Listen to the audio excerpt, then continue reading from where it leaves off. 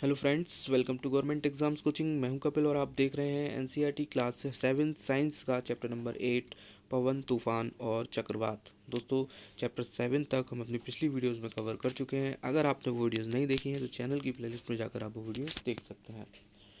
दोस्तों, शुरू करते हैं अपना चैप्टर नंबर 8। उड़ीसा के तट को 18 अक्टूबर 1999 को एक चक्रवात ने पार किया था। दोस्तों, उड़ीसा के तट को एक चक्रवात ने पार किया था और कब किया था? 18 अक्टूबर 1999 को। ये फैक्ट आपको याद रखना है। इस चक्रवात का जो पवन वेग था वो 200 किलोमीटर प्रति घंटा था। मतलब इस चक्रवात की जो स्पीड थी वो 200 किलोमीटर प्रति घंटा थी। चक्रवात ने 45,000 भवनों को तहस नहस कर दिया, जिससे 7 लाख लोग बेघर हो गए। उसी वर्ष 29 अक्टूबर को 260 किलोमीटर प्रति घंटे की पवन वेग से पुनः एक अन्य चक्रवात उड़ीसा में आया था। दोस्तों, इसके 11 दिन बाद ही एक चक्रवात और आया था जो कि उड़ीसा में आया था और उसकी स्पीड जो थी 260 किलोमीटर प्रति घंटा थी। मतलब उसकी 200 थी और इसकी 260 किलोमीटर प्रति घंटा थी। इसके साथ ही 9 मीटर ऊंची समुद्री लहरें भी तट से टकराई थी। दोस्तों, 9 मीटर ऊंची समुद्री लहरें तट से टकराई थी। हजारों लोगों ने अपनी जान गंवा दी। करोड़ों रुपए की जो संपत्ति थी वो नष्ट हो गई। चक्रवात ने कृषि, परिवहन, संचार और इलेक्ट्रिसिटी को प्रभावित किया था। ठीक है, आगे देखते हैं। ये एक उड़ीसा का जो चक्रवात आया था 29 अक्टूबर को, उसका यहाँ पर एक शॉट दिया हुआ है, इस तरह का था। ठीक है, आगे देखते हैं। लेकिन चक्रवात होते क्या हैं, ये कैसे बनते हैं, ये इतने विनाशकारी क्यों होते हैं? इस अध्याय में हम ऐसे कुछ प्रश्नों के उत्तर जानने का प्रयास करेंगे। हम वायु द्वारा होने वाले कुछ क्रियाकलापों से आरंभ करते हैं। ठीक है, ये क्रियाकलाप हमें चक्रवात से संबंधित कुछ मूलभूत विशेषताओं को स्पष्ट करने में सहायक होंगे। इससे पहले कि हम क्रियाकलाप आरंभ करें, याद रखिए कि गतिशील वायु जो है वो पवन कहलाती है। मतलब चलती हुई वायु पवन कहलाती है। ठीक है, सबसे पहले हम वायु द्वारा होने वाले कुछ क्रियाकलापों को करेंगे। यही हमें चक्रवात से संबंधित जानकारी को स्पष्ट करने में हेल्प करेंगे। ठीक है, तो आगे बढ़ते हैं। यहाँ लिखा हुआ है वायु दाब डालती है। दोस्तों, वायु दाब डालती है, वायु प्रेशर डालती है। ठीक है, कैसे डालती है इसको हम एक्सपेरिमेंट्स के द्वारा सिद्ध करेंगे। जब कभी भी किसी क्रियाकलाप में कुछ गर्म करना हो तो बेहद सावधानी से कार्य करना चाहिए। अच्छा होगा यदि ऐसे सभी क्रियाकलाप आप अपने परिवार के बड़े सदस्यों की उपस्थिति में करें अथवा इन्हें अपने शिक्षक की उपस्थिति में करें। ठीक है, इस क्रियाकलाप में आपको पानी उबालने की आवश्यकता पड़ेगी। ढक्कन वाला टिन का एक डिब्बा लीजिए, इसे पानी से लगभग आधा भर लीजिए। ठीक है, एक ढक्कन वाला टिन का डिब्बा लेना है, उसे पानी से लगभग आधा भर लेना है आपको। ठीक है, डिब्बे को मोमबत्ती की लौ पर तब तक गर्म कीजिए जब तक कि पानी उबलने न लगे। उसका जो पानी है, आपने आधा जो पानी भरा है उसको मोमबत्ती की लौ पर तब तक गर्म करना है जब तक कि उसका जो पानी है वो उबलने ना लगे। पानी को कुछ मिनट तक उबलने दीजिए। मोमबत्ती को आप बुझा दीजिए। तत्काल ही डिब्बे का ढक्कन कसकर बंद कर दीजिए। डिब्बे का जो ढक्कन है उसको हमें कस के बंद कर देना है। अब गरम डिब्बे को बंद करने में सावधानी बरतें, क्योंकि दोस्तों वो गरम डिब्बा होगा, आपका हाथ भी जल सकता है, इसलिए आपको सावधानी बरतनी है। अब डिब्बे को सावधानी से धातु के गहरे पात्र अथवा वॉश बेसिन में रख दीजिए। दोस्तों, आपके घर में वॉश बेसिन होगा, उस डिब्बे को आप अपने वॉश बेसिन में रख दीजिए। डिब्बे पर आप ठंडा पानी डालिए। अब उस डिब्बे पर आपको ठंडा पानी डालना है। क्या डिब्बे के आकार में कोई परिवर्तन आता है? अब आप देखेंगे कि डिब्बा जो है सिकुड़ करके इस तरह का हो गया है। ये कैसे हुआ, ये हम अब जानेंगे। क्या आप अनुमान लगा सकते हैं कि डिब्बे का आकार विरूपित क्यों हो जाता है? यदि आपको टीन का डिब्बा न मिल पाए तो आप प्लास्टिक की बोतल भी ले सकते हैं। ठीक है, इसे गर्म जल से भर लीजिए। बोतल को खाली करके इसे तत्काल कसकर बंद कर दीजिए। अब बोतल को नल के बहते पानी के नीचे रख दीजिए। अब अपने कुछ अनुभवों को याद करने का प्रयास कीजिए। दोस्तों, ये क्यों हुआ, इस तरीके से ऐसा डिब्बा क्यों हो गया? दोस्तों, मैं आपको ये बताता हूँ फैक्ट क्यों हुआ ये। दोस्तों, जब हमने डिब्बे को गर्म किया तो इसके अंदर का जो पानी था वो भाप बन करके ऊपर इसके डिब्बे के ढक्कन के ऊपर जम गया। ठीक है, तो इससे क्या हुआ, इसके अंदर का जो प्रेशर था, जब वायु कम हो गई अंदर की, क्योंकि अंदर की जो वायु थी, जो अंदर का जल था वो भाप बन करके ऊपर जम गया, है ना, ऊपर बूंदों के रूप में इकट्ठा हो गया। तो अंदर की वायु जो है वो कम हो गई। तो अंदर की वायु जो कम हुई तो उसका प्रेशर भी कम हो गया। जब अंदर का प्रेशर कम हो गया तो बाहर का तो मेंटेन था, बाहर का तो उतना ही था। ठीक है, तो बाहर का उतना ही प्रेशर था, मतलब बाहर का प्रेशर ज़्यादा था, अंदर का प्रेशर कम था। तो बाहर वाले ने प्रेशर लगाया अंदर की तरफ, इस तरीके से ये जो डिब्बा है वो सिकुड़ करके इस तरह का हो गया। ठीक है, तो ये बात आपको याद रखनी है कि जो हाई प्रेशर है उससे लो प्रेशर की ओर वायु दबाव डालती है। ठीक है, आगे बढ़ते हैं। जब आप पतंग उड़ाते हैं तो क्या आपके पीछे से आती पवन सहायक होती है? जी हाँ, बिल्कुल दोस्तों। जब हम पतंग उड़ाते हैं तो पीछे से आती हुई हवा हमें पतंग उड़ाने में हेल्प करती है। यदि आप किसी नौका में हैं तो क्या इसे चलाना आसान होगा? जी हाँ, हम अगर किसी नौका में हैं और जिस दिशा में हम चल रहे हैं उसी दिशा में अगर पवन आए तो उसे हमें चलाना आसान होगा। यदि पवन उस दिशा की विपरीत दिशा से आ रही हो जिसमें आप नौका को ले जाना चाहते हैं तो हमें पवन उस नौका को चलाना कठिन होगा।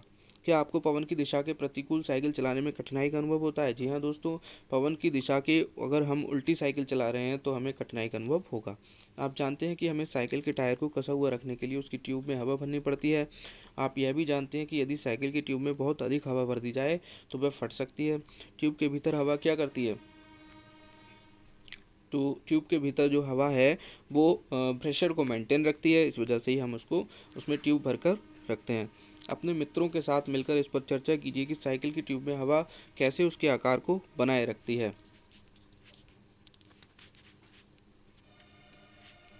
आगे बढ़ते हैं। ये सभी अनुभव हमें यह आभास देते हैं कि वायु प्रेशर डालती है, वायु दाब डालती है। इस दाब के कारण ही पवन द्वारा वृक्षों की पत्तियां, बैनर अथवा झंडे जो है वो लहराते हैं। आप कुछ अन्य अनुभव भी बता सकते हैं जो ये प्रदर्शित करते हैं कि वायु दाब डालती है। आइए अब हम यह समझने का प्रयास करते हैं कि डिब्बा अथवा बोतल विरूपित क्यों हो गया था, डिब्बे का आकार इस तरीके से क्यों हो गया था। जब डिब्बे पर पानी डाला जाता है तो डिब्बे के अंदर की कुछ भाप जल में संघनित हो जाती है। दोस्तों यही मैंने आपको बताया था कि इसके अंदर की जो जल वाष्प है वो डिब्बे के ढक्कन के ऊपर संघनित हो जाती है, जिससे भीतर की वायु की मात्रा कम हो जाती है, अंदर जो है हवा कम हो जाती है। इसकी वजह से अंदर का प्रेशर भी कम हो जाता है। परिणाम स्वरूप डिब्बे के भीतर की वायु का दाब डिब्बे के बाहर की वायु के दाब से कम हो जाता है। दाब के इस अंतर के कारण डिब्बा जो है वो पिचक जाता है। यह क्रियाकलाप पुनः पुष्टि करता है कि वायु जो है वो दाब डालती है। तो ये फैक्ट आपको याद ही रखना है कि वायु प्रेशर डालती है। आगे पढ़ते हैं। पवन का वेग बढ़ने पर वायुदाब घट जाता है। ठीक है, जैसे हवा की स्पीड बढ़ेगी वैसे ही वहाँ का जो प्रेशर है वो कम हो जाएगा। इसको हमें अभी क्लियर करना है। क्रियाकलाप 8.2 इसको देखते हैं। कागज के एक टुकड़े को मोड़कर किसी खाली बोतल के मुख से कम अमाप की गेंद जैसा आकार बनाइए। कागज के छोटे छोटे टुकड़े लेने हैं आपको और उनको मोड़ करके इस तरीके से गुल्ली बनानी है। ठीक है, और उसे खाली बोतल के मुंह के आसपास रखना है यहाँ इस तरीके से।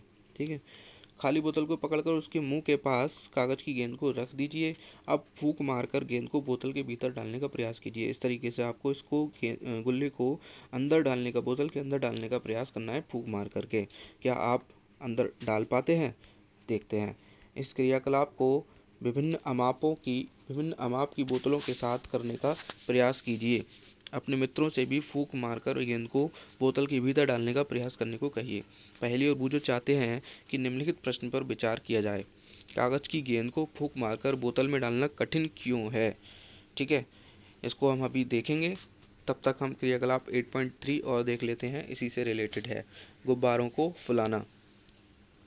लगभग समान अमाप के दो गुब्बारे लीजिए इस तरीके से। ठीक है, गुब्बारों में थोड़ा पानी भर लीजिए। दोनों गुब्बारों को फुलाकर प्रत्येक को धागे से बांध दीजिए। इस तरीके से आपको धागे से बांध देना है। यहाँ भी एक धागा और इसमें भी एक धागा। ठीक है, दोनों गुब्बारों को फुलाकर प्रत्येक को धागे से बांध दीजिए। गुब्बारों को साइकिल के स्पोक अथवा किसी छड़ से 8 से 10 सेंटीमीटर की दूरी पर लटका दीजिए। इस तरीके से आपको किसी छड़ से इन दोनों गुब्बारों को 8 से 10 सेंटीमीटर की दूरी पर लटका देना है। दोनों गुब्बारों के बीच के स्थान में फूंक मारनी है। अब आपको इन दोनों के बीच के स्थान में फूंक मारनी है, यहाँ फूंक मारनी है। आप क्या देखेंगे? आपके विचार में क्या होना चाहिए? आप क्या देखते हैं? गुब्बारों के बीच में फूंक मारने के लिए विभिन्न तरीके अपनाइए और देखिए कि क्या होता है। ठीक है, तो इस क्रियाकलाप को भी हम अभी देखेंगे। इसके साथ ही इसी से रिलेटेड एक क्रियाकलाप और कर लेते हैं, फिर उसके बाद तीनों क्रियाकलापों का कंक्लूजन एक साथ देखेंगे। क्या आप फूंक मारकर कागज़ की पट्टी को उठा सकते हैं? इस तरीके से आपको कागज़ की पट्टी लेनी है, लगभग 20 सेंटीमीटर लंबी और 3 सेंटीमीटर चौड़ी। कागज़ की पट्टी को अपने अंगूठे और तर्जनी के बीच इस प्रकार पकड़िए कि पट्टी का अधिकांश भाग नीचे की ओर लटका रहे, इस तरीके से। ठीक है, जैसा कि चित्र 8.5 में दिखाया गया है। अब कागज़ की पट्टी के ऊपर से फूंक मारिए। पहेली का विचार है कि पट्टी ऊपर उठ जाएगी, जबकि बूझो सोचता है कि पट्टी नीचे झुक जाएगी। आपके प्रेक्षण किसे सही सिद्ध करते हैं? आइए हम क्रियाकलाप 8.2, 8.3 और 8.4 के प्रेक्षणों को समझने का प्रयास करें। क्या आपके प्रेक्षण आपकी आशा के अनुरूप है, अर्थात वे वैसे ही हैं जैसा आपने सोचा था? क्या आपको ऐसा अनुभव हुआ कि पवन का वेग बढ़ने पर वायु दाब कम हो जाता है? जी हाँ दोस्तों, पवन का वेग बढ़ने पर वायु दाब तो कम हो जाता है, लेकिन इससे इन क्रियाकलापों का क्या मतलब? जब हम बोतल के मुख पर फूंक मारते हैं तो मुख के पास की वायु का वेग अपेक्षाकृत अधिक हो जाता है। क्यों अधिक हो जाता है? इससे वहाँ वायु दाब घट जाता है। देखो, जब हम बोतल के मुख पर फूंक मारेंगे तो वहाँ की स्पीड बढ़ जाएगी वायु की। ठीक है, हमारे मुंह से जो वायु आ रही है और हम स्पीडली फूंक मारेंगे तो हमारी वहाँ की वायु जो है वो उसका जो वेग है वो अधिक हो जाएगा। जब वहाँ का वेग अधिक हो जाएगा तो अल्टरनेटली वहाँ की जो वायु है, वायु दाब है, वो ऑटोमेटिक घट जाएगा। ठीक है, ये बात फैक्ट आपको याद रखनी है कि जहाँ वायु का वेग अधिक होगा वहाँ वायु दाब ऑटोमेटिक कम हो जाएगा। तो इसी वजह से जब वहाँ का वायु का वेग स्पीड मतलब उसकी वायु की स्पीड बढ़ी तो वहाँ का वायु दाब भी घट गया। ठीक है, बोतल के भीतर वायु दाब उसके मुख के निकट के दाब से अधिक हो जाता है। जब वहाँ वायु दाब घट गया लेकिन बोतल के भीतर का जो वायु दाब था वो तो ज़्यादा रहा, उसके मुख से ज़्यादा रहा। ठीक है, जिसकी वजह से जो अंदर की जो वायु दाब है, बोतल के अंदर का वायु दाब है, उसने उस गुल्ले को, कागज़ की गुल्ले को अंदर नहीं जाने दिया। ठीक है, हम बाहर से प्रेशर डाल लेते लेकिन अंदर से प्रेशर जो था वो ज़्यादा था बाहर के प्रेशर से। ठीक है, अंदर का प्रेशर जो था वो ज़्यादा था बाहर के प्रेशर से, जिसकी वजह से जो वो कागज़ की गुल्ले थे वो अंदर नहीं जा पा रहे थे। इसी कारण बोतल के भीतर की वायु गेंद को बाहर की ओर धकेल देती है। ठीक है, ये बात आपको समझ में आ गई होगी। क्रियाकलाप 8.3 में आपने देखा कि जब आप गुब्बारों के बीच में फूंक मारते हैं तो वे एक दूसरे की ओर आने का प्रयास करते हैं। ऐसा कैसे हो सकता है? यह तभी संभव होगा जब गुब्बारों के बीच के स्थान की वायु का दाब किसी तरह कम हो जाए। ठीक है, ऐसा क्यों हुआ? जब हम दोनों गुब्बारों के बीच में फूंक मार रहे हैं तो दोनों गुब्बारे आपस में एक साथ आ रहे हैं, मतलब एक एक दूसरे की तरफ बढ़ रहे हैं, मतलब एक दूसरे की तरफ हटने के बजाय एक दूसरे की तरफ आ रहे हैं। ऐसा क्यों हुआ? ऐसा इसलिए हुआ क्योंकि जब हमने दोनों गुब्बारों के बीच में अपनी स्पीड बढ़ाई, फूंक की स्पीड बढ़ाई, मतलब वायु की गति जब वायु की गति बढ़ी तो वहाँ का जो प्रेशर है वो ऑटोमेटिक कम हुआ। मैंने आपको बताया है कि जहाँ वायु की गति ज़्यादा होगी वहाँ पर जो वायु का दाब है वो कम हो जाएगा। तो जब हमने उन दोनों गुब्बारों के बीच में फूंक मारी तो वहाँ की जो गति थी वायु की वो तेज़ हो गई, तो ऑटोमेटिकली वहाँ का जो वायु दाब था वो कम हो गया। ठीक है, लेकिन दोनों गुब्बारों के दूसरी साइड का, मतलब बाहर की साइड का जो वायु दाब था वो ज़्यादा होगा। ठीक है, अंदर का जब कम होगा तो बाहर का ज़्यादा होगा। तो बाहर का जब ज़्यादा हुआ तो बाहर वाली जो वायु दाब है उसने प्रेशर दिया, तो इसी वजह से दोनों गुब्बारे जो है वो अंदर की तरफ खिंचने लगे। ठीक है, तो इस तरीके से ये क्रियाकलाप हुआ। ठीक है, अब क्रियाकलाप 8.4 में आपने देखा कि जब कागज़ की पट्टी के ऊपर से फूंक मारते हैं तो यह ऊपर की ओर उठ जाती है। पुनः ऐसा तभी संभव होगा जब कागज़ में फूंक मारने पर पट्टी के ऊपर दाब कम हो जाता है। इसी तरीके से ये वाला भी क्रियाकलाप दोस्तों हुआ है। ठीक है, जब हमने कागज़ की पट्टी के ऊपर फूंक मारी तो वहाँ की गति जो वायु की है वो तेज़ हो गई। जब वायु की गति तेज़ हो गई तो वहाँ का जो प्रेशर है वो कम हो गया। अब ऊपर का प्रेशर कम हो गया लेकिन नीचे का ज़्यादा है। जब नीचे का प्रेशर ज़्यादा है तो वो कागज़ की पट्टी को ऊपर की ओर धकेलेगा। इस तरीके से जो कागज़ की पट्टी है वो फूंक मारने से ऊपर की ओर उठ जाती है। ठीक है, अब हम देखते हैं कि पवन का वेग बढ़ने से वायु दाब वास्तव में कम हो जाता है। दोस्तों, यही बात हम अभी कह रहे थे कि जब पवन का वेग बढ़ता है तो वायु दाब वास्तव में कम हो जाता है। क्या आप कल्पना कर सकते हैं कि क्या होगा यदि तीव्र वेग की पवन भवनों अथवा झोपड़ियों की छत के ऊपर प्रवाहित हो? दोस्तों, अगर तीव्र वेग की पवन, बहुत तेज स्पीड की पवन अगर भवन या फिर झोपड़ियों की छत के ऊपर प्रवाहित हो तो दोस्तों जो छत है झोपड़ी की वो भी उठ करके चली जाएगी। ठीक है, क्योंकि छत के ऊपर का जो प्रेशर है वो कम होगा, जबकि छत के नीचे का प्रेशर ज़्यादा होगा। तो नीचे वाला प्रेशर ऊपर की तरफ धक्का लगाएगा, जिसकी वजह से जो छत है झोपड़ियों की अगर कमज़ोर होगी तो वो उठ करके ऊपर हवा में चली जाएगी। यदि छत कमज़ोर होगी तो वह ऊपर उठ जाएगी और पवन उसे अपने साथ उड़ा ले जाएगी। यदि आपने कभी ऐसा देखा हो तो उसे अपने मित्रों को बताएं। आइए अब हम यह समझने का प्रयास करें कि पवन कैसे बनती है, यह वर्षा कैसे लाती है और कभी कभी यह विनाशकारी कैसे हो जाती है। आप ये जानते हैं कि गतिशील वायु पवन कहलाती है। पवन सदैव अधिक वायु दाब वाले क्षेत्र से कम वायु दाब वाले क्षेत्र की ओर गति करती है। ये भी बात हमने अभी पढ़ ली। ठीक है, अधिक वायु दाब वाले क्षेत्र से कम वायु दाब वाले क्षेत्र की ओर गति करती है। वायु दाबों के बीच जितना अधिक अंतर होगा पवन का वेग उतना ही अधिक होगा। ठीक है, ये भी आप समझ सकते हैं कि वायु का वेग जितना अधिक होगा उनके दाबों के बीच में अंतर भी उतना ही अधिक होगा। ठीक है, लेकिन प्रकृति में विभिन्न क्षेत्रों के वायु दाब में भिन्नता कैसे उत्पन्न होती है? क्या ताप में भिन्नता के कारण ऐसा होता है? निम्नलिखित क्रियाकलाप इसे समझने में आपकी सहायता करेगा। गर्म किए जाने पर वायु का प्रसार होता है, मतलब गर्म करने पर वायु जो है वो फैलती है। इस क्रियाकलाप को करने की कोशिश करते हैं दोस्तों। एक क्वथन नली लीजिए। ठीक है, नली के मुख पर एक गुब्बारे को कसकर लगाइए इस तरीके से।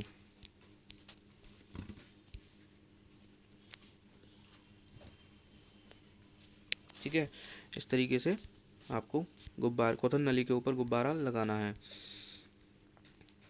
आप इसे कसने के लिए टेप का उपयोग भी कर सकते हैं। किसी बीकर में लगभग 2 तिहाई ऊंचाई तक गर्म जल डालिए। गुब्बारे लगी क्वथन नली को गर्म जल में इस प्रकार रखिए गुब्बारा जल से बाहर रहे। 2-3 मिनट तक यह देखिए कि क्या गुब्बारे के आकार में किसी प्रकार का परिवर्तन होता है। क्वथन नली को जल से बाहर निकाल लीजिए। इसे कमरे के ताप तक ठंडा होने दीजिए। अब एक अन्य बीकर में थोड़ा बर्फ का ठंडा जल लीजिए और क्वथन नली को पहले की भांति 2-3 मिनट के लिए ठंडे जल में रख दीजिए। गुब्बारे के आकार में होने वाले परिवर्तन को नोट कीजिए। दोस्तों आपको क्या करना है, एक क्वथन नली लेनी है। ठीक है, और उसके ऊपर एक गुब्बारे को इस तरीके से लगा देना है। ठीक है, अब उस क्वथन नली को एक गिलास में रखना है और गिलास में लेना है आपको गर्म पानी। ठीक है, जब आप गर्म पानी में क्वथन नली को रखेंगे तो आप देखेंगे कि जो गुब्बारा है वो हल्का सा फूलने लगा है। इस तरीके से 2-3 मिनट तक आप देखेंगे तो आप देखेंगे कि गुब्बारा फूलने लगा है। ठीक है, अब उस क्वथन नली को आप निकाल करके उस गिलास में से एक ऐसे गिलास में रखेंगे जहाँ पर बर्फ़ का ठंडा जल होगा। ठीक है, तो जब ठंडे जल में आप डालेंगे तो वो गुब्बारा जो है वो सिकुड़ करके वापस से पहली वाली स्थिति में आ जाएगा इस तरीके से। ठीक है, तो ऐसा क्यों हुआ? अपने प्रेक्षणों के आधार पर निम्न प्रश्नों के उत्तर देने का प्रयास कीजिए। क्वथन नली को गर्म जल में रखने पर गुब्बारा क्यों फूल जाता है? वही गुब्बारा क्वथन नली को ठंडे जल में रखने पर पिचक क्यों जाता है? क्या हम पहले प्रेक्षण से यह निष्कर्ष निकाल सकते हैं कि वायु गर्म किए जाने पर फैलती है, अर्थात उसमें प्रसार होता है? क्या आप यह बता सकते हैं कि ठंडी किए जाने पर क्वथन नली के भीतर की वायु का क्या होता है? ठीक है, संभवतः आपको क्रियाकलाप 8.6 बहुत रोचक लगेगा। इससे आपको गर्म वायु के बारे में और अधिक जानकारी प्राप्त करने में सहायता मिलेगी। ठीक है, इसका जो फाइनल करने से पहले हम क्रियाकलाप 8.6 देख लेते हैं। इससे आपको पिछला क्रियाकलाप समझने में हेल्प मिलेगी। ठीक है, समान अमाप की कागज़ की 2 खाली थैलियाँ अथवा कागज़ के 2 खाली कप लीजिए। इस तरीके से आपको कागज़ की 2 थैली लेनी है। दोनों थैली को धातु अथवा लकड़ी की किसी छड़ के 2 किनारों से लटका दीजिए। इस तरीके से आपको इन दोनों थैलियों को लटका देना है। ध्यान रहे कि कागज़ की थैलियों अथवा कपों का मुख नीचे की ओर रहे, मतलब खुला हुआ जो मुंह है वो आपको नीचे की तरफ ही रखना है। सावधानी दी है इन्होंने, जलती हुई मोमबत्ती को सावधानी से पकड़ें तथा यह ध्यान रखें कि उसकी लौ कागज़ की थैली से पर्याप्त दूरी पर रहे। ठीक है, तो आपको सावधानी बरतनी है। छड़ के मध्य में एक धागा बांधकर उसे धागे से इस प्रकार पकड़ें जैसा कि किसी तराजू में करते हैं। अब किसी एक थैली के नीचे चित्र में दिखाए गए अनुसार जलती मोमबत्ती को रखें। देखिए क्या होता है, थैलियों का संतुलन क्यों बिगड़ जाता है। इस तरीके से आपको इस डंडे को आपको इस तरीके से तराजू की तरह पकड़ लेना है। अब एक थैली के नीचे आपको मोमबत्ती रखनी है, जलती हुई मोमबत्ती। आप देखेंगे कि जो थैला है उसमें हवा भर गई है और आपके तराजू का संतुलन जो है वो बिगड़ गया है। क्या यह क्रियाकलाप दर्शाता है कि गर्म होने पर वायु ऊपर की ओर उठती है? जी हाँ, बिल्कुल दर्शाता है। जैसे ही मोमबत्ती की लौ से गर्म वायु ऊपर की ओर उठती है वह थैली को ऊपर ले जाती है। क्या संतुलन का बिगड़ना ये सुझाता है कि गर्म वायु ठंडी वायु से हल्की होती है? जी हाँ, बिल्कुल, ये भी फैक्ट है। जब वायु गर्म होती है तो वह ठंडी वायु से हल्की हो जाती है। क्या आप यह समझा सकते हैं कि धुआं ऊपर क्यों उठता है? यह याद रखना भी महत्वपूर्ण है कि गर्म किए जाने पर वायु का प्रसार होता है और वह अधिक स्थान घेरती है। जब कोई दी गई वस्तु पहले से अधिक स्थान घेरती है तो वह हल्की प्रतीत होती है। इसलिए गर्म वायु ठंडी वायु की अपेक्षा हल्की होती है। यही कारण है कि धुआं जो है वो ऊपर उठता है। ठीक है, दोस्तों, धुआं कहाँ उठता है? जहाँ आग लगती है। ठीक है, और आग लगती है तो इसका मतलब धुआं जो है वो गर्म होगा। धुआं गर्म होगा तो गर्म होने पर वायु जो है वो फैलती है। ठीक है, और हल्की हो जाती है। ठीक है, तो जब हल्की वायु हो जाएगी, धुआं हल्का होगा तो वो ऊपर की ओर उठेगा। ठीक है, इसी वजह से धुआं जो है वो ऊपर की ओर उठता है। ठीक है, प्रकृति में अनेक ऐसी स्थितियां होती हैं जहां किसी स्थान या क्षेत्र से वायु गर्म होने के कारण ऊपर उठती है। ऐसी स्थिति में उस स्थान का वायु दाब कम हो जाता है। ठीक है, फलस्वरूप उस स्थान के आसपास के क्षेत्र से ठंडी वायु प्रवाहित होकर उस स्थान को घेर लेती है। इससे वायु में संवहन धाराएं स्थापित हो जाती हैं, जैसा कि आपने अध्याय 4 में पढ़ा था। ठीक है दोस्तों, क्या होता है जब किसी क्षेत्र की वायु गर्म होने के कारण ऊपर उठती है तो उस स्थान का जो प्रेशर है, वायु दाब है, वो ऑटोमेटिक कम हो जाता है और उस स्थान को घेरने के लिए, उस स्थान को, जो खाली स्थान हुआ है, उसकी जो वायु ऊपर गई है, उस स्थान को घेरने के लिए आसपास के क्षेत्र से ठंडी वायु प्रवाहित होकर उस स्थान को घेर लेती है। ठीक है, उस स्थान को घेरने के लिए ठंडी वायु वहाँ आ जाती है। तो इससे जो वायु में संवहन धाराएं हैं वो स्थापित हो जाती हैं। ठीक है, अब संवहन धाराएं क्यों स्थापित होती हैं वो भी हम पढ़ लेते हैं। पवन धाराएं पृथ्वी के असमान रूप से गर्म होने के कारण उत्पन्न होती हैं। क्यों उत्पन्न होती हैं पवन धाराएं? जो बहुत तेज़ी से, स्पीड से चलती हुई पवन धाराएं हैं वो क्यों चलती हैं? तो पृथ्वी का जो असमान ताप है, कहीं ज़्यादा गर्मी है, कहीं ज़्यादा ठंड है, तो इस वजह से जो हवाएं हैं वो चलती हैं। यहाँ हम ऐसी कुछ स्थितियों का विवरण प्रस्तुत कर रहे हैं जिनके कारण पृथ्वी के वायुमंडल में पवन धाराएं उत्पन्न होती हैं। ठीक है, ये स्थितियां हैं। पहली स्थिति है भूमध्य रेखीय और ध्रुवीय क्षेत्रों का असमान रूप से गर्म होना। ठीक है, भूमध्य रेखीय जो क्षेत्र होते हैं वो बहुत ज़्यादा गर्म होते हैं, जबकि ध्रुवीय क्षेत्र जो होते हैं वो बहुत ज़्यादा ठंडे होते हैं। इसी वजह से दोनों का जो असमान रूप से गर्म होना है, यही एक कारण है संवहन धाराओं के चलने का। आपने संभवतः भूगोल में पढ़ा होगा कि भूमध्य रेखा के आसपास के क्षेत्रों को सूर्य की अधिकतम ऊष्मा मिलती है। ठीक है, इन क्षेत्रों में पृथ्वी की सतह के निकट की वायु जो है वो गर्म हो जाती है। गर्म वायु ऊपर उठती है और ठंडी वायु भूमध्य रेखा के दोनों ओर स्थित 0 से 30 डिग्री अक्षांश की पट्टी के क्षेत्रों से भूमध्य क्षेत्र की ओर गतिशील हो जाती है। ठीक है, आपने ये देखा होगा कि भूमध्य रेखा के आसपास के क्षेत्रों को सूर्य की अधिकतम ऊष्मा मिलती है। ठीक है, मैं आपको बता देता हूँ, क्लियर कर देता हूँ कि कौन सा भूमध्य क्षेत्र होता है और कौन सा ध्रुवीय क्षेत्र होता है। दोस्तों, ये जो आप देख रहे हैं ये लाइन, ये 0 डिग्री होती है। ठीक है, और इससे ऊपर 60 डिग्री उत्तरी अक्षांश और नीचे 60 डिग्री दक्षिणी अक्षांश होता है। ठीक है, इसके ऊपर 30 डिग्री उत्तरी अक्षांश और फिर इसके नीचे 30 डिग्री दक्षिणी अक्षांश होता है। और सबसे ऊपर पोल होता है 0 डिग्री और नीचे भी पोल होता है 0 डिग्री, लेकिन ऊपर वाला साउथ पोल होता है, सॉरी, ऊपर वाला नॉर्थ पोल होता है और नीचे वाला जो होता है वो साउथ पोल होता है। ठीक है, तो अब आप देखेंगे कि 0 डिग्री जो अक्षांश होता है वो भूमध्य रेखा होता है। ठीक है, भूमध्य रेखा पर जो सूर्य की किरणें हैं बहुत ज़्यादा तेज़ पड़ती हैं। 60 डिग्री नॉर्थ से और 60 डिग्री नॉर्थ से 60 डिग्री साउथ तक जो सूर्य की किरणें हैं बहुत स्पीडली, बहुत तेज़ पड़ती हैं। उसके ऊपर से धीरे धीरे जैसे जैसे हम 0 डिग्री तक जाते हैं तो सूर्य की किरणें जो है वो कम होती जाती हैं और इसी वजह से वहाँ जो ठंड है वो बढ़ती चली जाती है।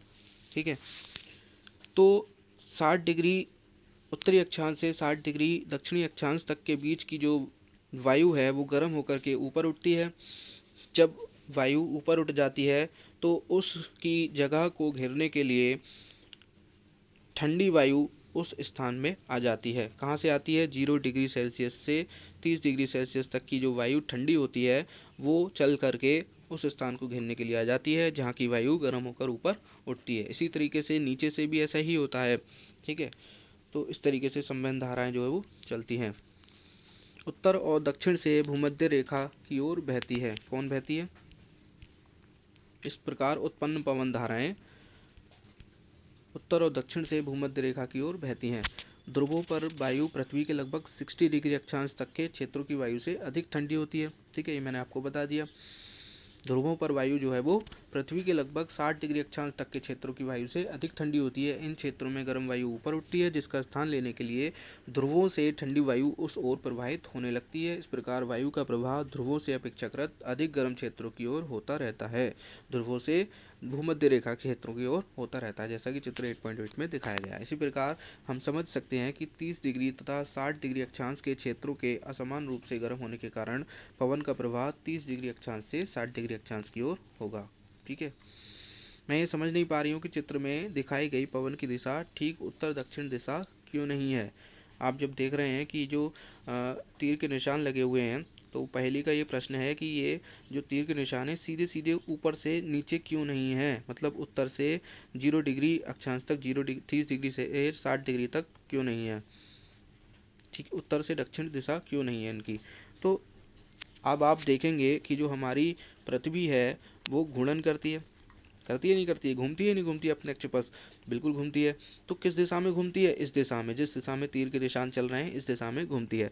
तो जब पृथ्वी अपनी अक्ष पर घूमेगी और स्पीड से पवन भी आएंगी, तो वो जो पृथ्वी है वो घूमती हुई अपनी दिशा में इन पवनों को थोड़ा थोड़ा ले जाएगी। इस तरीके से ये जो पवन है थोड़ी सी पश्चिम दिशा में भी चलने लगेंगी। ठीक है, तो ऊपर से आएंगी पवन पश्चिम दिशा में जाएंगी, नीचे से आएगी पवन वो भी पश्चिम दिशा में जाएगी। ठीक है, तो इस तरीके से ये जो प्रोसेस है वो चलता है। पवन के प्रवाह की दिशा उत्तर दक्षिण दिशा में उत्तर से दक्षिण की ओर अथवा दक्षिण से उत्तर की ओर होती है। ठीक है, ये बात आपको पता चल गई कि पवन के प्रवाह की दिशा उत्तर से दक्षिण की और दक्षिण से उत्तर की ओर होती है। दिशा में यह परिवर्तन पृथ्वी के घूर्णन के कारण होता है। थल और जल का असमान रूप से गर्म होना, ये सेकंड फैक्टर है। अध्याय 4 में आपने समुद्र समीर और थल समीर के विषय में पढ़ा था। जी बिल्कुल पढ़ा था। ग्रीष्मकाल मतलब गर्मियों में थलीय क्षेत्र अधिक तेजी से गर्म होता है। गर्मियों में जो थल क्षेत्र है वो अधिक गर्म होता है और अधिकांश समय थल का ताप समुद्री जल की अपेक्षा अधिक रहता है। थल के ऊपर की वायु गर्म होकर ऊपर उठती है, इससे पवन जो है वो समुद्र से थल की ओर बहती है, ये मानसूनी पवन होती है। ठीक है, जब थल गर्म होगा तो उसके ऊपर की वायु गर्म होगी और उस स्थान को घेरने के लिए समुद्र से जो वायु आएगी थल की ओर वो उस स्थान को घेर लेगी।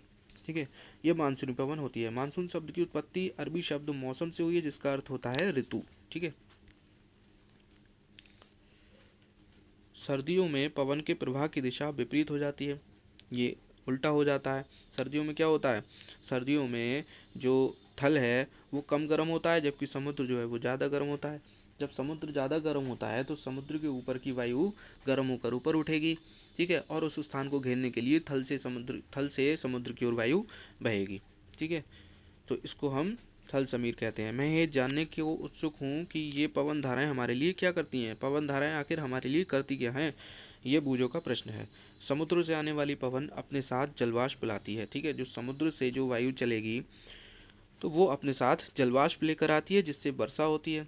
यह प्रक्रम जल चक्र का एक चरण होता है, एक प्रोसेस होता है। ठीक है, गर्म मानसून हवाएं अपने साथ जलवाष्प लाती हैं, जिससे वर्षा होती है। ये फैक्ट आपको याद रखना है। बादल वर्षा लाते हैं और हमें आनंद का अनुभव कराते हैं। हमारे देश में किसान अपनी फसल के लिए प्रमुख रूप से वर्षा पर निर्भर करते हैं। बादलों और वर्षा से संबंधित अनेक लोक गीत प्रचलित हैं। यदि आपको ऐसा कोई गीत या कविता याद हो तो अपने मित्रों के साथ उसे गाकर इसका आनंद उठाएं। आपकी सहायता के लिए एक कविता बॉक्स में दी जा रही है, देखते हैं क्या कविता है। उमड़ घुमड़ कर आए बादल, आसमान में छाए बादल, मानसून में आते बादल, बूंदों को बरसाते बादल, बिजली को चमकाते बादल, खेतों को लहराते बादल, सागर से हैं बनते बादल, सागर में मिल जाते बादल। तथापि वर्षा सदैव सुखदायी नहीं होती है। ठीक है, हमेशा वर्षा जो है वो आनंद नहीं देती है। कभी कभी वर्षा अनेक समस्याओं को जन्म देती है। क्या आप ऐसी कुछ समस्याओं के नाम बता सकते हैं। आप अपने शिक्षक शिक्षिका और माता पिता से वर्षा से संबंधित समस्याओं के कारण और निवारण पर चर्चा कर सकते हैं। जी हाँ दोस्तों, बारिश कभी कभी बाढ़ का रूप ले लेती है। ठीक है, कुछ प्राकृतिक घटनाएं ऐसी परिस्थितियों को जन्म देती हैं जिनसे कभी कभी आपदाएं आती हैं। इनसे मनुष्यों, जंतुओं और पादपों के जीवन के लिए संकट उत्पन्न हो जाता है। आइए हम ऐसी दो घटनाओं जैसे तड़ित झंझा और चक्रवात का अध्ययन करें। तड़ित झंझा और चक्रवात क्या होते हैं, ये दोनों चीज़ें चलिए पढ़ते हैं। तड़ित झंझा भारत जैसे गर्म, आर्द्र, उष्ण कटिबंधीय क्षेत्रों में अक्सर विकसित होते रहते हैं। ताप में वृद्धि होने के कारण ऊपर की ओर उठती हुई पवन प्रबल हो जाती है। ठीक है, ताप में जब वृद्धि होती है तो उस स्थान की जो वायु है ऊपर उठेगी, और ऊपर जब उठेगी तो बहुत जब तेज़ ज़्यादा प्रेशर तेज़ ज़्यादा टेम्परेचर होगा तो वहाँ की वायु स्पीड से ऊपर उड़ेगी। ठीक है, तो वहाँ की जो वायु है बहुत प्रबल हो जाती है, बहुत तेज़ हो जाती है। पवन वायु में पहले से विद्यमान जल बूंदों को अपने साथ ऊपर की ओर ले जाती है। ठीक है, जो वायु ऊपर उठती है वो अपने साथ बूंदों को जल की बूंदों को अपने साथ ऊपर ले जाती है, जहाँ ताप कम होने के कारण वे जम जाती हैं। ऊपर जो टेम्परेचर है वो कम हो जाता है, जिसकी वजह से जो बूंदें हैं वो जम जाती हैं और पुनः वो बादल बन जाती हैं और पुनः नीचे की ओर गिरने लगती हैं। गिरती हुई जल की बूंदें और तीव्र वेग से ऊपर उठती हुई वायु की परस्पर क्रिया से बिजली कौनती है। ठीक है, अब ऊपर से जो जल की बूंदें गिर रही हैं और नीचे से जो वायु है वो गर्म होकर के ऊपर की ओर उठ रही है, तो दोनों का जो परस्पर क्रिया होगी उससे जो बिजली है वो कौंधती है, जिससे ध्वनि उत्पन्न होती है। इसी घटना को हम तड़ित झंझावात कहते हैं। ठीक है, आप तड़ित झंझावात के बारे में उच्च कक्षाओं में विस्तार से पढ़ेंगे। यदि झंझा के साथ तड़ित मतलब बिजली भी गिरे तो उसे तड़ित झंझावात कहते हैं। इससे हमें निम्नलिखित सावधानियां बरतनी चाहिए। किसी ऐसे वृक्ष के नीचे आश्रय ना लें जो अलग थलग हो। यदि आप वन में हैं तो किसी छोटे वृक्ष के नीचे आश्रय लें। खुली जमीन पर ना लेटें। धातु की डंडी वाले छत का उपयोग ना करें। खिड़की के निकट न बैठें। खुले गैरेज, भंडारण शेड, धात्विक चादरों की छत वाले शेड आदि आश्रय लेने के लिए उपयुक्त स्थान नहीं होते हैं। कार अथवा बस आश्रय लेने के लिए सुरक्षित स्थान है। यदि आप जल में हैं तो बाहर निकलकर किसी इमारत में चले जाएं। ये आपके लिए प्रिकॉशंस है जब तड़ित झंझा आता है। तड़ित झंझा कैसे चक्रवात बन जाता है, इस बात को हम पढ़ेंगे। दोस्तों, एक चक्रवात टॉयतू आया हुआ है जो कि महाराष्ट्र और गुजरात को बहुत नुकसान पहुंचा रहा है। आप जानते हैं कि जल को द्रव से वाष्प अवस्था में परिवर्तित करने के लिए ऊष्मा की आवश्यकता होती है। जी हाँ दोस्तों, जब हम जल को वाष्प में कन्वर्ट करना चाहेंगे तो उसके लिए हमें उसमें ऊष्मा देनी होगी। क्या वाष्प के द्रव में संघनित होने पर वह ऊष्मा वापस मिल जाती है क्या? जब उल्टा प्रोसेस होता है, मतलब वाष्प से जब द्रव बनता है तो उसके लिए जो ऊष्मा लगी होती थी क्या वो हमें वापस मिल जाती है? जी हाँ दोस्तों, बिल्कुल वापस मिल जाती है। इसके समर्थन में आप क्या कोई अनुभव बता सकते हैं? देखते हैं कैसे वापस मिलती है।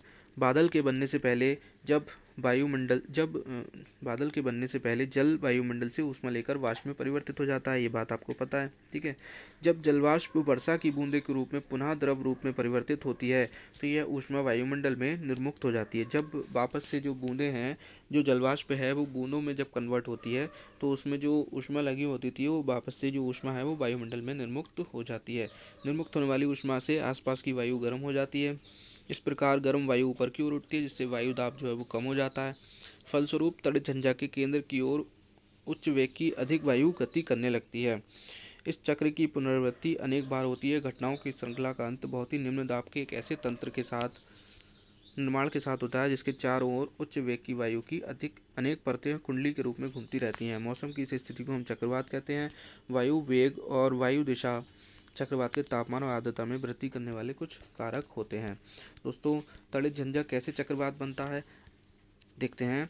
हमने क्या हुआ है, जब हम किसी जल को गर्म करते हैं तो वो वाष्प में कन्वर्ट हो जाता है। ठीक है, जब हम उसको गर्म करते हैं तो हमें ऊष्मा देनी होती है, जिसकी वजह से वो वाष्प में कन्वर्ट हो जाता है। इतनी बात आपकी समझ में आ गई होगी।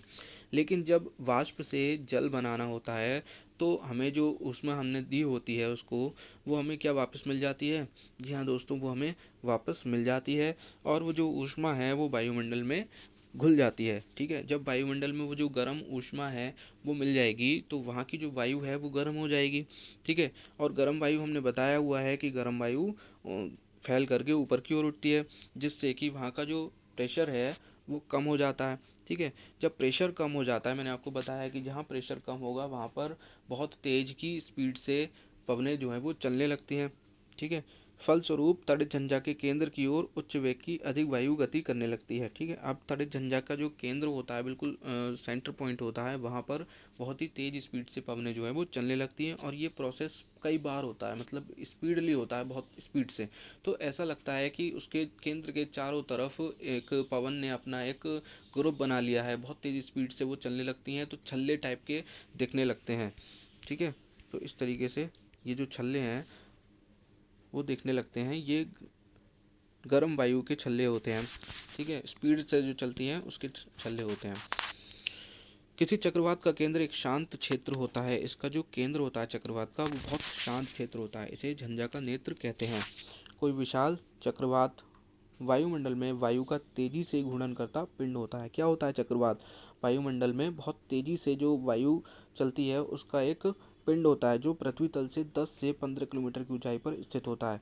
चक्रवात के नेत्र का व्यास 10 से 30 किलोमीटर तक होता है। ये बादलों से मुक्त क्षेत्र होता है और उसमें पवन का वेग न्यून होता है, ठीक है। इस शांत और स्पष्ट नेत्र के इर्द गिर्द लगभग 150 किलोमीटर अमाप का बादल का क्षेत्र होता है। इस क्षेत्र में उच्च वेग की पवन और सघन वर्षा वाले घने बादल होते हैं। इस क्षेत्र से परे पवन वेग क्रमशः कम होता जाता है। चक्रवात की उत्पत्ति का प्रक्रम अत्यधिक जटिल होता है।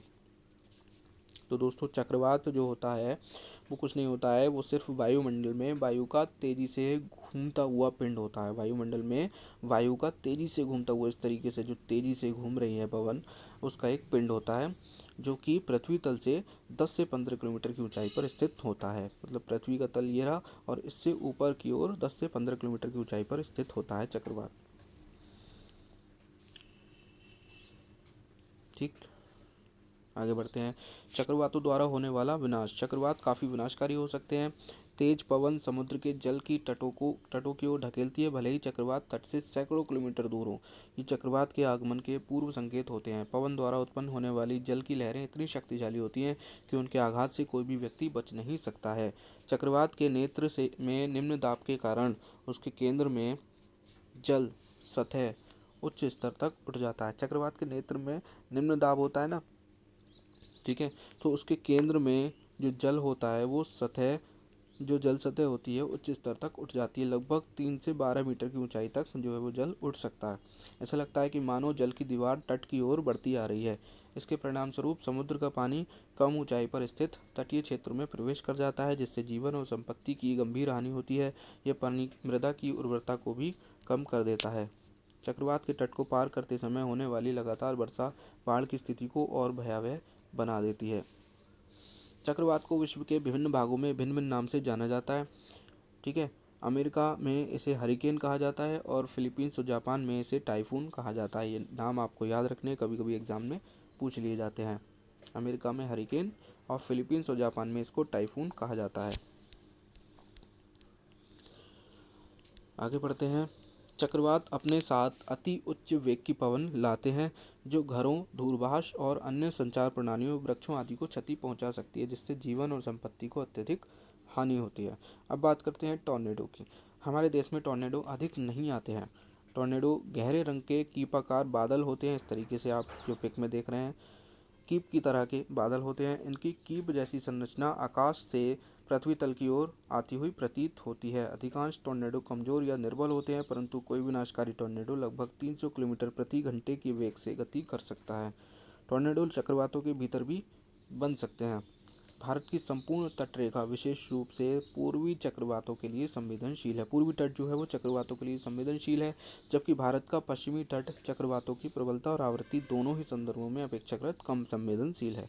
दोस्तों जो कि चक्रवात देखे गए हैं वो पूर्वी तट पर ही देखे गए हैं, पश्चिमी तट पर बहुत ही कम चक्रवात देखे गए हैं और उनकी प्रबलता और आवृत्ति भी बहुत ही कम होती है, ठीक। अब बात करते हैं टॉर्नेडो की। किसी टॉर्नेडो का व्यास 1 मीटर जितना कम होता है और 1 किलोमीटर अथवा उससे भी अधिक हो सकता है, ठीक है। मतलब उसका जो व्यास है 1 मीटर जितना कम भी हो सकता है और एक किलोमीटर या उससे अधिक भी हो सकता है। टॉर्नेडो की कीप जैसी संरचना उसके आधार के आसपास की धूल, पत्थर, कंकड़, कचरे और अन्य छोटी बड़ी वस्तुओं को अपने अंदर खींच लेती है, ठीक है। क्यों क्यों खींच लेती है? निम्न दाब के कारण। निम्न दाब हुआ इसका मतलब वहाँ की जो वायु है बहुत तेजी से चली और तेजी से चलने की वजह से उसने अपने आसपास की जो भी धूल, पत्थर, कंकड़, कचरे और छोटी मोटी वस्तुएं उसने अपने अंदर खींच लिया और फिर उन्हें अपने शीर्ष के निकट बाहर की ओर धकेल कर फेंक देती है। टोर्नेडो के घातक प्रहार से जीवित रह गए कुछ व्यक्तियों द्वारा दिए गए विवरण आपकी जानकारी के लिए प्रस्तुत कर रहे हैं डिस्कवरी चैनल की यंग डिस्कवरी सीरीज से। मैंने बादल को अपनी ओर आते देखा, घर के भीतर आश्रय लेने का प्रयास किया, लेकिन जैसे ही मैं दरवाजे तक पहुंचा घर हवा में उड़ गया। मुझे कतई चोट नहीं लगी। उसका घर हवा में उड़ गया लेकिन उसे कोई चोट नहीं आई। तूफान के बाद हमें गेहूं के खेतों से कचरे को साफ करना था। हमें वहां टूटे हुए बोर्ड और वृक्षों की शाखाओं के साथ साथ मुर्गियों के चूजों, मुर्गियों और खरगोशों के मृत शरीर देखने को मिले, जिन्हें देखकर ऐसा लग रहा था कि जैसे किसी ने उनके शरीर से उनकी खाल उतार ली हो। टॉर्नेडो से बचाव के लिए आश्रय भूमि में गहराई पर अथवा किसी भवन के अंदरूनी भाग में स्थित ऐसे कक्ष होते हैं जिनमें खिड़कियां नहीं होती हैं। यदि ऐसे आश्रय उपलब्ध न हो तो टॉर्नेडो से बचाव के लिए खिड़कियों को बंद करके किसी मेज, बेंच आदि के नीचे आश्रय लेना बेहतर रहता है। इन स्थानों में कचरा आसानी से नहीं पहुंचता है। बचाव के लिए आपको घुटनों के बल नीचे झुककर अपनी बाहों को अपने सिर और गर्दन के चारों ओर लपेट लेना चाहिए, इस तरीके से। ठीक है, आगे देखते हैं। हमने पढ़ा है कि सभी झंझा या तूफान निम्न दाब के तंत्र होते हैं। झंझा के निर्माण में पवन महत्वपूर्ण भूमिका निभाती है, इसलिए पवन के वेग की माप करना महत्वपूर्ण है। वेग की माप करने वाले उपकरण को वायुमापी कहते हैं। ये बात आपको याद रखनी है कि वेग का जो माप करने वाला उपकरण होता है उसको वायुमापी कहा जाता है। प्रभावी सुरक्षा उपाय। चक्रवात के दुष्प्रभावों को कम करने में निम्नलिखित व्यवस्थाएं सहायक हो सकती हैं। सरकारी सामाजिक स्तर पर व्यवस्था, चक्रवात पूर्वानुमान और चेतावनी सेवा। सरकारी संस्थाओं, समुद्र तटों, मछुआरों, जलपोतों और आम जनता को शीघ्र अतिशीघ्र चेतावनी देने के लिए तीव्रगामी संचार व्यवस्था।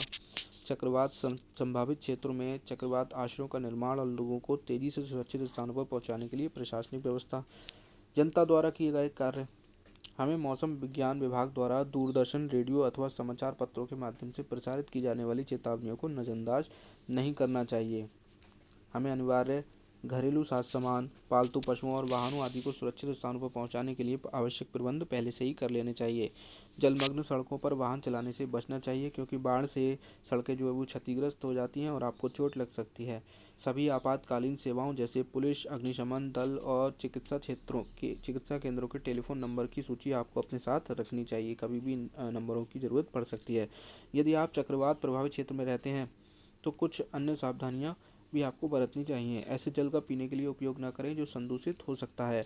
आपात स्थिति के लिए पेयजल का संग्रहण करें। गीले स्विच और खंभों से टूटकर गिर गए बिजली के तारों को न छुएं। महज मनोरंजन के लिए बाढ़ अथवा चक्रवात प्रभावित क्षेत्र का भ्रमण करने बाहर न निकलें।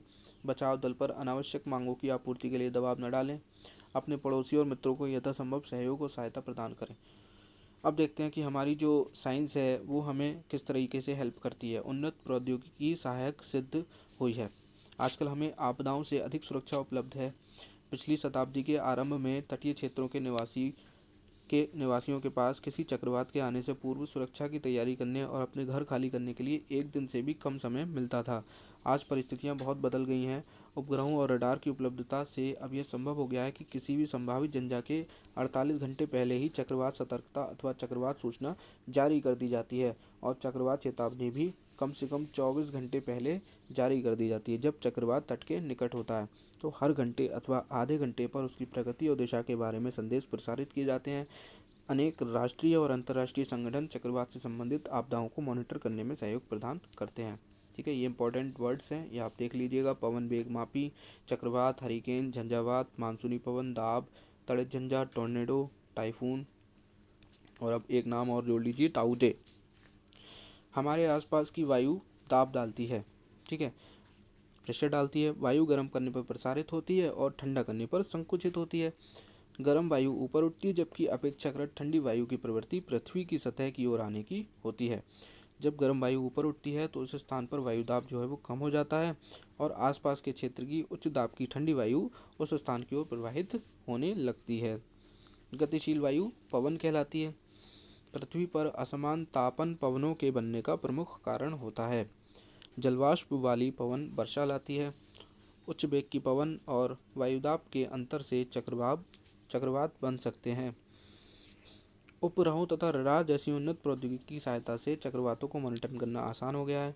स्व सहायता सबसे अच्छी सहायता है, अतः किसी भी चक्रवात के आने से पहले ही हमें अपनी सुरक्षा की योजना बना लेना और सुरक्षा के उपायों को तैयार रखना अच्छा रहता है।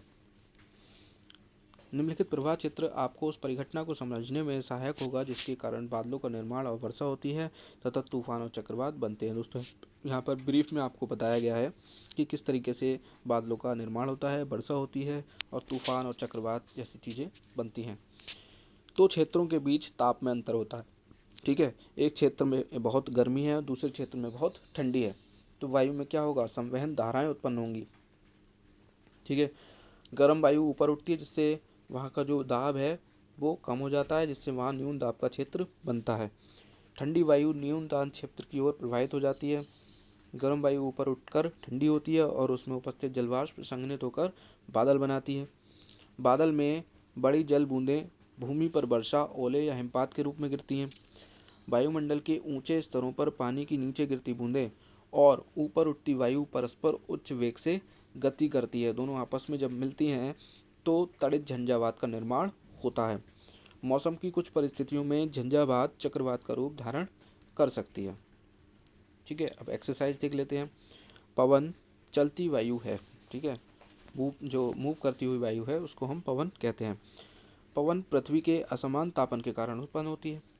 पृथ्वी की सतह के निकट गर्म वायु ऊपर उठती है और ठंडी वायु नीचे आती है।